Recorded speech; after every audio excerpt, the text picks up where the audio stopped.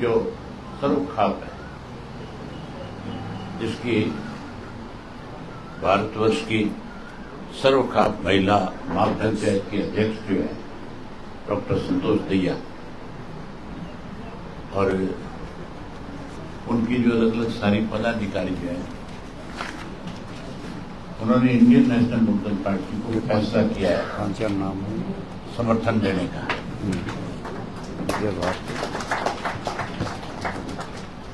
जिनमें विजय भारती कुरुक्षेत्र के अध्यक्ष है विजय भारती जी, करनाल के अध्यक्ष है दलजीत संधू जी, और शाहबाद की रूबी हुड्डा है, कुरुक्षेत्र की सरोज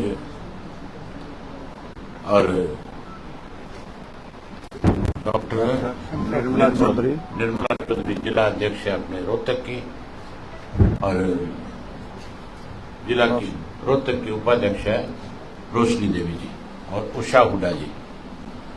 ये सारी साथ है इनके, और आज इन्होंने ये फैसला किया कि हम इंडियन नेशनल लोकदल पार्टी के न केवल अपना इन्होंने हमें समर्थन प्रदान किए, बल्कि पूरे जोर से पूरे प्रदेश भर में जहां जहां हमारे प्रत्याशी चुनाव लड़ेंगे, इनका महिला का जो संगठन है वो हमारे साथ कंधे से कंधा मिला करके चलेगा और इस चुनाव में एक अहम भूमिका निभाने का काम करेगा। इसी तरह कुरुक्षेत्र और कच्छ जिले के भूतपूर्व सैनिकों की जो वेलफेयर एसोसिएशन बनी हुई है, उनके भी दोनों के अध्यक्ष आए हुए हैं, और उन्होंने भी ये फैसला किया है कि हम इंडियन नेशनल लोकदल पार्टी को पूर्ण रूप से सपोर्ट करने का काम करेंगे, क्योंकि इंडियन नेशनल लोकदल पार्टी लगातार जय जवान और जय किसान के नारे को बुलंद करती है, और हमने जहां किसानों के इश्यूज के ऊपर पार्टी की तरफ से खुल करके उस किसान आंदोलन का समर्थन किया, उस किसान आंदोलन को ताकत देने की काम करी, वहीं हमने 13 महीने से लगातार जहां भूतपूर्व सैनिकों का आंदोलन भी दिल्ली में चल रहा है, उसको भी हमने हमेशा समर्थन दिया। और पहले भी वन पेंशन को लेकर के जो आंदोलन शुरू किया गया था, मैं अनेक बार उस आंदोलन का हिस्सा बना, अनेक बार उनके बीच में जाकर के आया था। अब जब क्योंकि मैं लोकसभा का चुनाव लड़ रहा हूं, तो मैंने सारी एसोसिएशन जितनी वहां की बनी हुई है उन सबसे मैं मिला, तो मैं जैसे ही सैनिकों से मिला तो मुझे सैनिकों ने विश्वास दिलाया और ये कहा कि जब आपकी प्रेस कॉन्फ्रेंस चंडीगढ़ में होगी तो हम सारे वहां पे आपके बीच साथ आएंगे और खुद करके हम आपको समर्थन देंगे। वो आए हुए हैं, आप उनसे भी जरूर बातचीत करना, ताकि वो भी सारी बात आपके सामने रखेंगे। जहां इनकी कुछ डिमांड्स है, इनको केंद्र की सरकार को पूरा करना चाहिए था, पूरा करने की बजाय सैनिकों का अपमान करने का काम किया है। हम अपना जब मैनिफेस्टो बनाएंगे इंडियन नेशनल लोकदल पार्टी का प्रदेश का, उसके अंदर जो सैनिकों की तरफ से डिमांड हमारे को दी गई है, हम उन पे सब पे विचार करेंगे और विचार करके अपने मैनिफेस्टो में उसको शामिल करेंगे, और भूतपूर्व सैनिकों का एक अलग से बोर्ड बनाएंगे जो कि इनकी अपनी कोई समस्याएं होगी उसके बारे में विचार विमर्श करके सरकार के सामने रखेगा, और हम उस पर सहानुभूति से विचार करके उसको लागू करने का काम करेंगे। उनमें जो मुख्य इनकी जो 2-3 चीजें हैं, एक तो वन रैंक और वन पेंशन जो है, उसमें अभी भी बहुत सारी कमियां और खामियां जिनको ठीक करने की जरूरत है। दूसरा, अग्निवीर योजना जो है, जो केंद्र की सरकार ने हमारे नौजवानों को कहीं फौज से वंचित करने का काम किया, फौज को ठेके पे देने का काम किया, उसको लेकर के भी जवान लगातार, क्योंकि फौजी जितने भी उनके परिवार के बच्चे ही फौज में मैक्सिमम जाते हैं, और सारे एक्स सर्विसमैन जो है इस बात को लेकर के लंबे समय से आंदोलन कर रहे हैं कि ये खत्म करनी चाहिए। हम इसको खत्म करवाने में पूरी तरह से इनके साथ खड़े होने का काम करेंगे। वहीं सैनिक स्कूल का निजीकरण हो रहा है आजकल, सरकार जो है सैनिक स्कूलों को निजीकरण के रूप में दूसरी प्राइवेट एजेंसियों के हाथों में सौंपने का काम करिए। हम इस पर तुरंत पाबंदी लगवाएंगे और इनके स्कूलों को फिर से सैनिक स्कूल के दर्जे के रूप में प्रदेश में बना करके रखने का काम करेंगे। विधवाओं की पेंशन पूरी मिले, जो पूरी पेंशन जो है कट ना लगा, उसमें भी कोई कट नहीं होगा, वो भी विधवाओं को अपनी सरकार बनने पर पूरी पेंशन देने का काम करेंगे। ये मेन 4-5 जो डिमांड्स है, हम इन सब पे ध्यान रखेंगे और इन सबको आगे बढ़ाने का काम करेंगे। वही मैं अब माजरा जी से दूंगा। आज हमने फैसला किया था, मैंने आपको पिछली प्रेस कॉन्फ्रेंस में बताया था, आज हम अपनी पार्टी की तरफ से 3 अलग अलग लोकसभा क्षेत्रों से प्रत्याशी जो है वो उनके नाम का आपके सामने अभी माजरा जी बताएंगे कि कहाँ से किस किस को चुनाव लड़ाने, और जिन प्रत्याशियों को लड़ा रहे हैं उन प्रत्याशियों का मतलब अपने अपने फील्ड में किस किस तरह की उपलब्धियां उनकी रही है।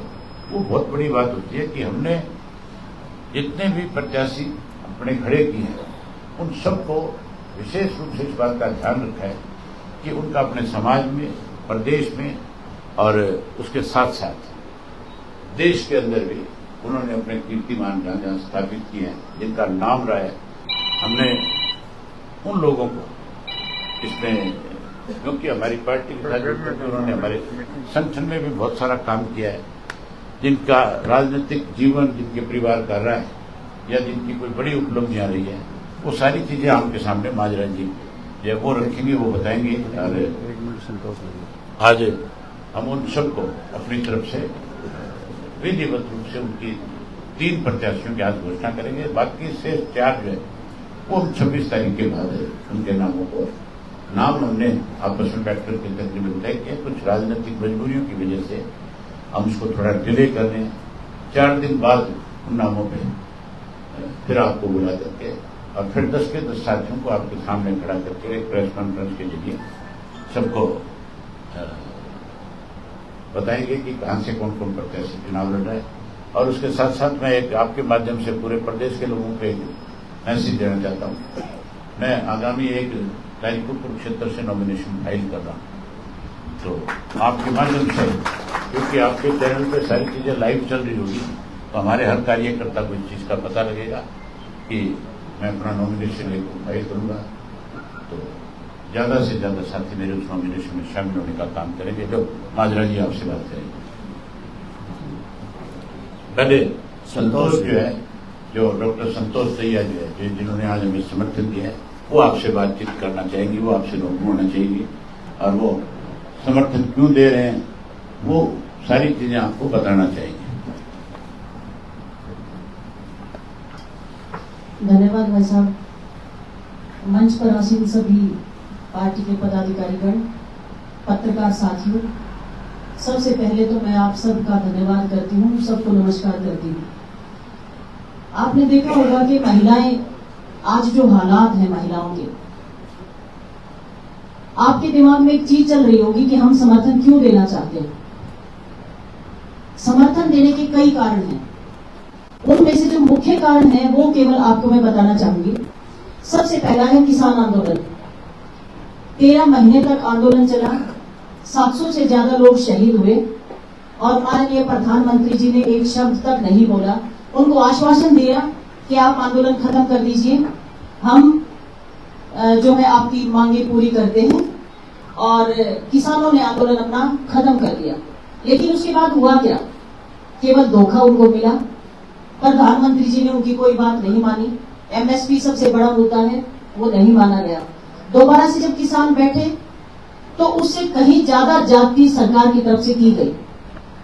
आप देखिए, ड्रोन से इस तरह से हमले किए जा रहे थे जैसे ये कोई आतंकवादी है। धरती पुत्र के साथ ये अन्याय किसी भी सूरत में एक किसान की बेटी बर्दाश्त नहीं कर सकती। और हमने ये निर्णय लिया कि जिस तरह से इन किसानों के ऊपर गोलियां बरसाई जा रही हैं, बैरिकेड्स तो लगाई गई, लेकिन उससे ज्यादा इन्होंने जो ड्रोन से हमले किए हैं और सड़कों पे एक आम नागरिक के लिए सड़क का रोकना, सड़क के ऊपर दीवार खड़ी करना, सबसे दुखद और सबसे चिंताजनक विषय है। क्योंकि ये लोकतंत्र है। दिल्ली किसी के बाप की पनौती नहीं है, दिल्ली हर नागरिक की दिल्ली है, कोई भी वहां जा सकता है, लेकिन उनको रोका गया। और किसानों के साथ जो दुर्व्यवहार इन्होंने किया है वो किसी सूरत में बर्दाश्त नहीं किया जा सकता। दूसरा मुख्य कारण है हमारी खिलाड़ी पहलवान। हमारे प्रदेश की बेटियां जो विश्व में इस झंडे का मान बढ़ाती हैं, देश का नाम रोशन करती हैं, उन बेटियों के साथ जो व्यवहार दिल्ली पुलिस के द्वारा किया गया, जो सेंट्रल गवर्नमेंट के द्वारा किया गया, वो किसी भी सूरत में किसी के गले नहीं उतर सकता। क्योंकि वो कॉमन लड़कियां नहीं थी, एक सवाल सबके जहन में आना चाहिए कि इतनी बड़ी स्टार खिलाड़ियों के साथ अगर ऐसा होता है तो एक कॉमन महिला जिसके साथ अगर कोई छेड़छाड़ होती है या कुछ होता है तो वो कहाँ जाए, किसके पास जाए? उन्होंने प्रधानमंत्री जी को भी पत्र लिखा, खेल मंत्री जी को भी पत्र लिखा, गृह मंत्री जी को भी लिखा, जितनी महिला सांसद हैं उन सबको भी पत्र लिखा, लेकिन उन बेटियों की किसी ने नहीं सुनी और किस तरह से उनको सड़कों पे घसीटा गया, किस तरह से उनके साथ व्यवहार किया गया, ये किसी सूरत में, मैं भी इस देश की बेटी हूं, मैं किसी सूरत में बर्दाश्त नहीं कर सकती। दूसरा ये मुख्य बड़ा कारण है। तीसरा, हरियाणा की संदीप सिंह जो स्पोर्ट्स मिनिस्टर रहे, आपने देखा होगा कि खिलाड़ी रही हैं, कोच हैं, उनके साथ जो व्यवहार किया, उसके बाद हरियाणा के मुख्यमंत्री ये कहते हैं कि कोई कार्रवाई नहीं होगी। इससे बड़ा दुख क्या हो सकता है? क्योंकि मुख्यमंत्री किसी के घर से नहीं है, मुख्यमंत्री लोगों के द्वारा, आप लोगों के द्वारा बनाए गए हैं और वो मुख्यमंत्री ये कहते हैं कोई इंक्वायरी नहीं होगी, कुछ नहीं होगा, कोई मंत्री पद उनका नहीं जाएगा। तो देखिए ना क्या होगा, कहां जाएंगे बेटियां? ये तीसरा बड़ा मुख्य कारण है। और सीधी सी बात है, महंगाई तो आसमान छू ही रही है। ये महिलाएं सारी की सारी क्यों आई हैं? क्योंकि इनके घर की रसोई नहीं चलती, गैस का सिलेंडर इनके घर में खाली है, गोसे और लकड़ियों से ये काम चला रही है। आज हालात महंगाई के कारण इतने ज्यादा हैं, बेरोजगारी का आलम इतना है कि हमारे हरियाणा के पहलवानों को, हरियाणा के खिलाड़ियों को, हरियाणा के नौजवानों को ये कहा जाता तुम इजराइल जाओ। 550 से ज्यादा हमारे यूथ को इजराइल में भेज दिया गया है। वहां पर युद्ध चल रहा है। किसके बेटे मर रहे हैं? आपके बेटे मर रहे हैं। मरने के लिए उन्हें इजराइल भेज दिया। ये यहां पर रोजगार क्यों नहीं दे सकते? क्या हमारा युवा इजराइल जाने के लिए रह गया, उनकी रक्षा करने के लिए रह गया? देखिए, मैं ये मानती हूं, हम अपने यूथ को अगर बचाना चाहते हैं तो हमें जो जैसे ताऊ देवीलाल की नीतियां थी, हमें उन नीतियों के तहत काम करना पड़ेगा। और मैं तो केवल और केवल आपके मीडिया के माध्यम से केवल एक आश्वासन आप लोगों को ये देना चाहती हूं और आप लोगों को आगाह भी करोगे, लेकिन वो 100 रुपए तो ताऊ नहीं शुरू करे।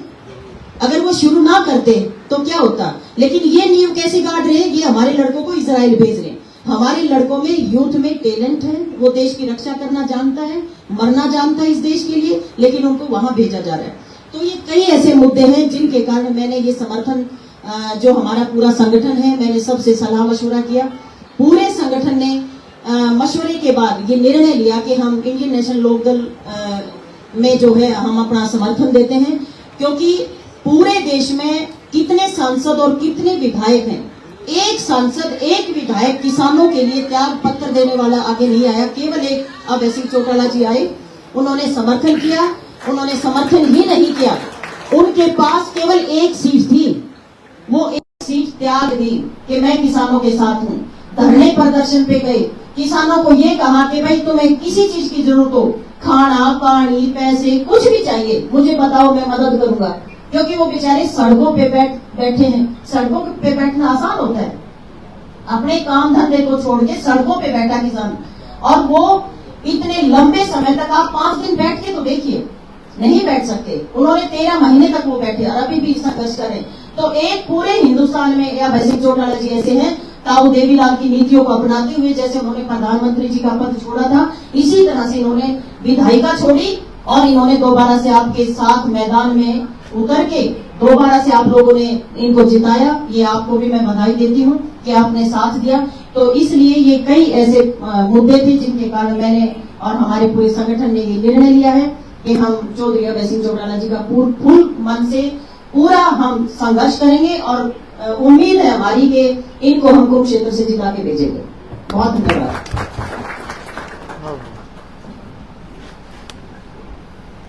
बहुत ही सम्मान के योग चौधरी अभय सिंह चौटाला जी और सभी पत्रकार बंधुओं का बहुत बहुत स्वागत और विशेष तौर से आभार व्यक्त करता हूं पूर्व सैनिक वेलफेयर एसोसिएशन का कि उन्होंने अपना समर्थन चौधरी अभय सिंह चौटाला को कुरुक्षेत्र संसदीय क्षेत्र में देने का काम किया। इतना ही नहीं, वो जाने माने हरियाणा प्रदेश के गायक भी हैं, करमवीर फौजी जी, वो चुनाव मैदान में थे और उन्होंने चौधरी अभय सिंह चौटाला के समर्थन में अपना समर्थन लिया और अपने आप को कैंडिडेचर से विड्रा कर लिया।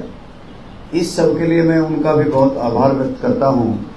और हमारी बहन डॉक्टर संतोष दहिया जी, जो सर्वखाप महिला पंचायत की अध्यक्ष हैं, राष्ट्रपति द्वारा सम्मानित हैं, मैं उनका भी बहुत अभिनंदन करता हूं और उनका बहुत धन्यवाद करता हूं कि उन्होंने ऐसे मौके पे अभय सिंह चौटाला को और INLD को समर्थन करने का फैसला लिया है। उनका बहुत बहुत आभार।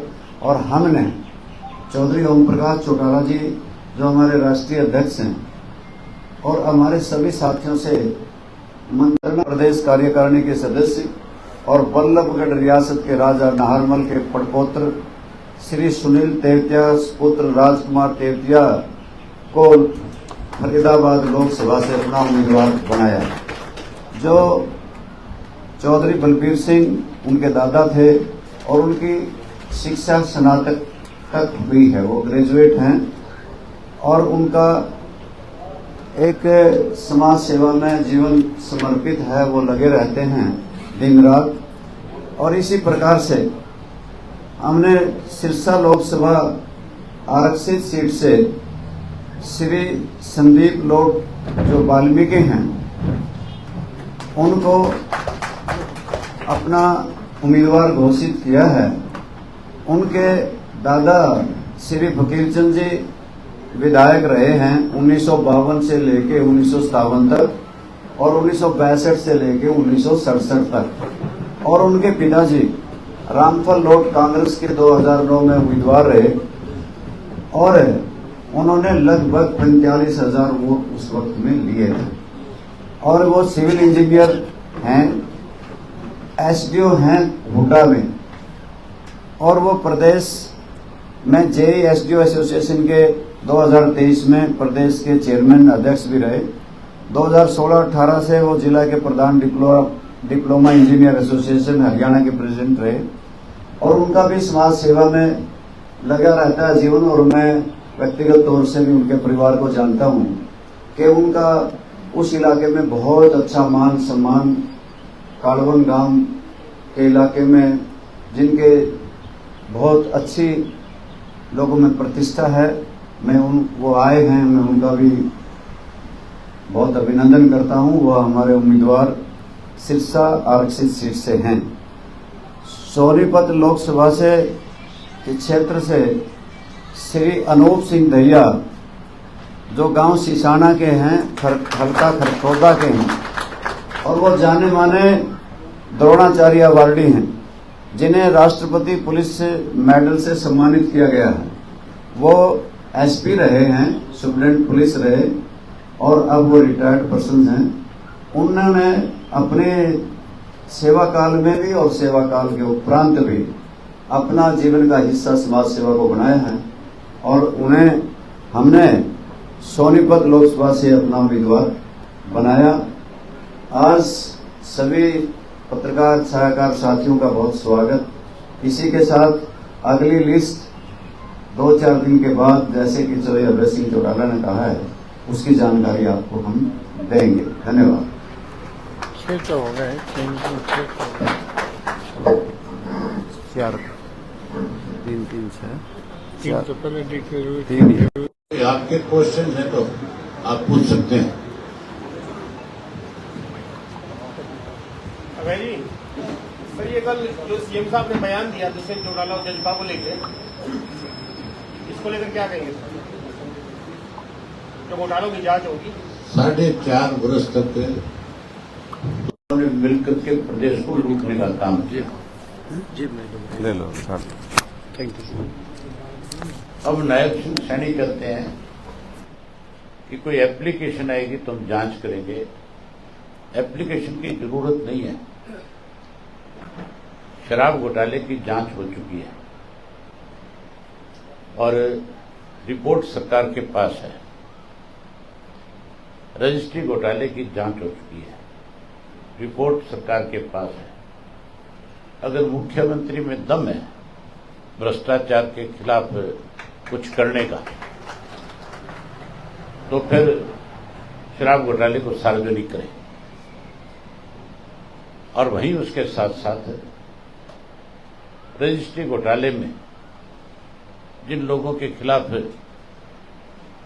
कार्रवाई की बात सरकार ने करी थी, उनके खिलाफ कार्रवाई करके दिखाए। उसमें कौन शामिल है उनके नाम उजागर करें। ये भ्रष्टाचार में डूबे हुए लोग हैं। आज भी जो सरकार है, सत्ता में बैठे लोग जो हैं वो भ्रष्टाचार को बढ़ावा दे रहे हैं। अगर हिम्मत है तो फिर ये जांच सामने ले आए।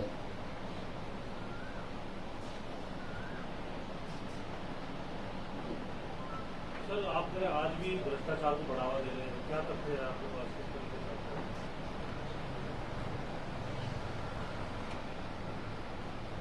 जो आदमी ये कहता है कि हमारे पास कोई दरखास्त आई, हम कार्रवाई करेंगे। हमने हमेशा आरोप लगाए इस सरकार के ऊपर। 4.5 साल से लगातार हम ये बात खुल के कह रहे हैं। पिछले 10 साल से हमने लिखित में भी दिया है। हमने हुड्डा के खिलाफ भ्रष्टाचार के जो आरोप लगे थे उसकी भी लिस्ट सौंपी थी। इन्होंने ना हुड्डा के खिलाफ कार्रवाई करी और उसके खिलाफ कार्रवाई करने की बजाय खुद ने लूट मचानी शुरू कर दी। ये आज भी लुटेरों का गिरोह है। आज भी प्रदेश का हर वर्ग परेशान है इनसे, और उसी का नतीजा होगा। आज इनका विरोध हो रहा है और उसी का नतीजा होगा। अब 4 जून को रिजल्ट आए तब देखना, इनका मामला साफ हो जाएगा। गठबंधन की सरकार में केवल उप मुख्यमंत्री को दोषी माना जा सकता है, तो कोई ऐसी बात नहीं? सबसे बड़ा दोषी तो मनोहर लाल खट्टर है। मुख्यमंत्री वो था। अगर उसके मुख्यमंत्री तो काल में उसके मंत्री कोई लूट मचा रहे हैं तो इसका मतलब उस लूट में शामिल है। तो जो सैनी कह रहा है उप मुख्यमंत्री के लिए, तो उसको फिर मनोहर लाल खट्टर के लिए भी कहना चाहिए। कहना चाहिए कि नहीं कहना चाहिए? ये लुटेरों का गिरोह है। अब ये दोनों का दिवालिया पिट गया राजनीतिक तौर पर। अब एक दूसरे के ऊपर अभड़ास निकाल रही है। कल तक चोर चोर मौसेरे भाई, और आज कहते हैं कि हमें। आपने मनोहर लाल खट्टर का बयान नहीं पढ़ा था? उनने ये बयान दिया था शराब घोटाले की जांच के बारे में। जब उससे पूछा गया तो उसने कहा था कि मैं अगर कुछ बोलूंगा तो अपनों पे आंच आएगी। अपनों का मतलब खुद पे भी आएगी, क्योंकि उसके सरकार के मंत्रियों ने अगर कोई लूट करी है तो उस लूट में वो शामिल है। मैं हमेशा कहता था कि जो हेड होता है और उसके नीचे उसके ऑफिस में काम करने वाले लोग अगर कोई चोर बाजारी करते हैं, लूट करते हैं, तो उसकी मान के चलो कि उसकी सहमति के बिना ये सब चीजें नहीं हो सकती। मनोहर लाल खट्टर भी इतना ही दोषी है। मैंने आपसे ये बताई भी थी कि हमारी सरकार जरूर बनेगी। अब जो हालात है उसमें अक्टूबर में हमारी गवर्नमेंट बनेगी और हम इन सारे मामलों की तय तक जांच कराएंगे। एक ऐसी कमेटी, जुडिशियल कमेटी बनाएंगे जो निष्पक्ष जांच करके ऐसे लोगों को, जहां लोगों के सामने असलियत इनके सामने लाने का काम करेंगे, वहीं ऐसे लोगों के खिलाफ सख्त कार्रवाई भी होगी। शराब घोटाला और रजिस्ट्री घोटाला आपने बताया, और हम कौन से घोटाले? धान घोटाला है, बहुत बड़ा घोटाला है। ये लूट के खा गए किसान को 250 से 300 रुपया पर क्विंटल के हिसाब से। रेवेन्यू का घोटाला है, सरकारी दवाइयों का घोटाला है, पेपर लीक घोटाला है। उसके बाद खनन माफिया खड़ा कर दिया इन्होंने, खनन का बहुत बड़ा घोटाला है। ऐसे 19 घोटाले हैं जिनमें सरकार कटघरे में है आज भी। और उस खनन घोटाले में दूर जाने की बात ही नहीं है। ये नायब सैनी भी शामिल है, जो अपने आप को बहुत ईमानदार कह रहा है। आज मैंने इसके खिलाफ शरेआम ये बात कही थी अपनी विधानसभा में। जब ये मंत्री था, मेरे पास एक गांव की पंचायत की तरफ से लिखित रूप में आया था, ग्राम पंचायत का, कि हमारे गांव की मिट्टी खोद करके बेच के खा गए ये लोग। तो पहले तो सैनी साहब अपने खुद के खिलाफ ही तो जांच करा ले इस बात की कि तेरे खिलाफ पंचायतों ने लिख के दिया, नहीं लिख के दिया था। सब एक दूसरे को अपने आप को बचाने के लिए दूसरों पे आरोप लगाने का काम कर रहे हैं। प्रधानमंत्री ने कल राजस्थान में भाषण में कहा कि कांग्रेस जो है देश के संसाधन जो है वो घुसपैठियों को, मुसलमानों को दे देगी। ऐसा कांग्रेस ने पहले भी कहा था कि संसाधनों को, खासकर महिलाओं का सोना चांदी जो है वो घुसपैठियों को दे देगी। देश के प्रधानमंत्री के मुंह से ये बातें शोभा नहीं देती कि वो इस तरह की बात कहे। मैं कोई कांग्रेस के पक्ष में नहीं हूं, लेकिन कांग्रेस ने लंबे समय तक इस देश में राज किया कांग्रेस ने इस देश को बहुत कुछ दिया भी है।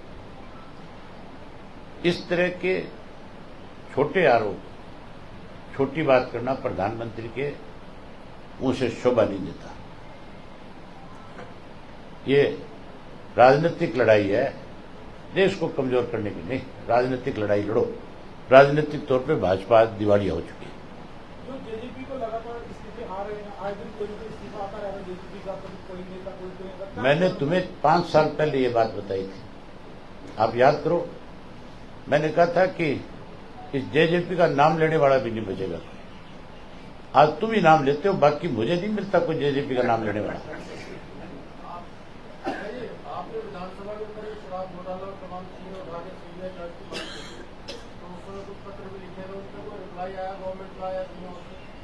कितनी दफा मैंने विधानसभा में इनको, अभी पिछली विधानसभा के सेशन में भी ये बात उठाई थी कि नहीं उठाई थी मैंने, जब एक नया घोटाला करने जा रहे थे 600 करोड़ का शराब में कांच की बोतलों को लेकर, तब भी मैंने ये बात मुख्यमंत्री के सामने रखी थी। मैं कहा ये नया घोटाला होगा, उससे पहले वाले को रिपोर्ट पेश कर।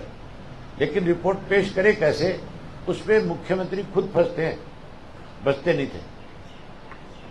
भाजपा के प्रत्याशियों का जो विरोध हो रहा है अपने क्षेत्रों में, उस पर क्या कहें?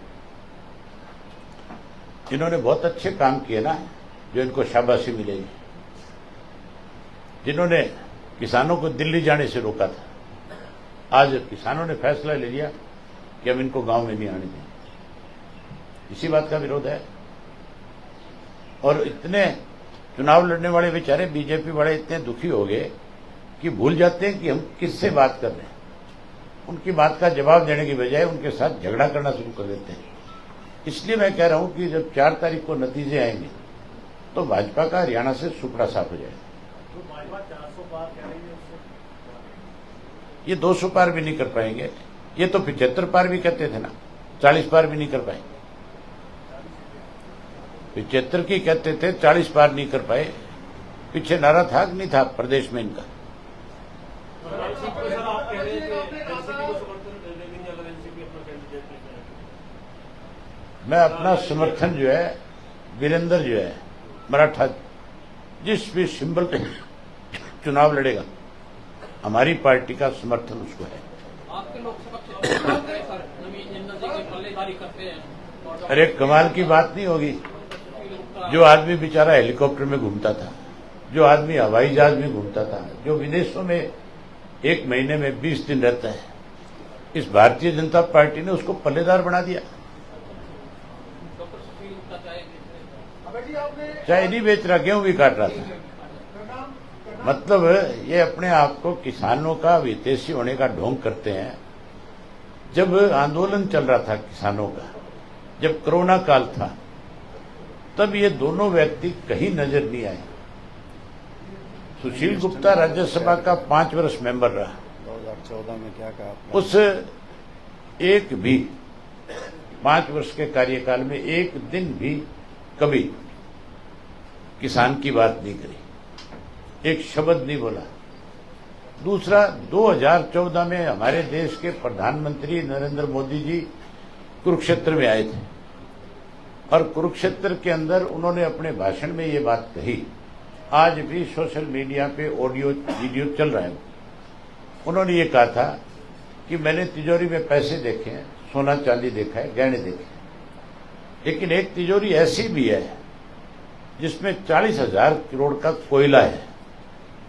और ये कहा था मैं इस कोयला चोर को, अगर मेरी सरकार बनी तो इसकी इंक्वायरी कराऊंगा, हम इनको बख्शेंगे नहीं, हम इनको जेल की सलाखों के पीछे भेजेंगे। जिसको कोयला चोर का, आज उसके टिकट देकर के बीजेपी का और चुनाव मैदान में भेजा है। अब कौन सच्चा है और कौन झूठा है, इससे आप अंदाजा लगा सकते हो। अगर प्रधानमंत्री कहता है कि मेरा आरोप ठीक था, तो फिर भारतीय जनता पार्टी का दिवालिया पिट गया, चोर उच्चकों को टिकट देकर के आज चुनाव मैदान में खड़ा कर रहे। और अगर नवीन जिंदल जो ये कहता था मेरे ऊपर आरोप गलत लगाए हैं, तो फिर उसका भी दिवालिया पिट गया कि जिन्होंने उसके ऊपर इतने बड़े आरोप लगाए आज उन्हीं के पैरों में पड़े हैं। पता नहीं इन्होंने कौन सी ऐसी वॉशिंग मशीन रखी है जिसमें इस तरह के घपले घोटाले करने वाले लोगों को डालते हैं, उसमें गंगा जल है या कोई और जल गुजरात से ला रखा है, उसमें से निकालते हैं। कोयला चोर को कहते हैं कोहिनूर बना दिया गया। कुरुक्षेत्र के लोगों का फैसला है, राख बना करके भेजेंगे। नवीन जी को 25 कॉपी भी दिया जा रहा है। बाई इलेक्शन को लेकर चर्चा चली थी, आपने कहा था कि सादा उम्मीदवार वहां पे आना चाहिए। मैं आज भी कहता हूं, तुम लोग बिचौले बन जाओ। तुम भी चाहते हो मनोहर लाल की रांद कटे, मुझे पता है तुम्हारा भी है। तो तुम कौन से नायब श्रेणी से राजी हो? मनोहर लाल का नंबर 2 तो वही है। आपने पढ़ी नहीं मनोहर लाल जी की खबर? उन्होंने कहा मुझे 2 दिन लग गए इसको बनाने में नायब श्रेणी को।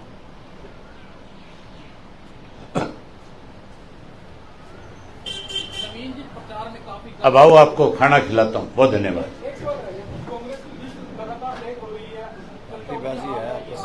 संगठन नहीं है, आपस के अंदर विरोध है, एक दूसरे की टांग खींचने में लगे हैं। जनता से कोई सरोकार नहीं है। उत्तम पजार जारी है। जो उत्तम पजार जारी है इनका। Thank you.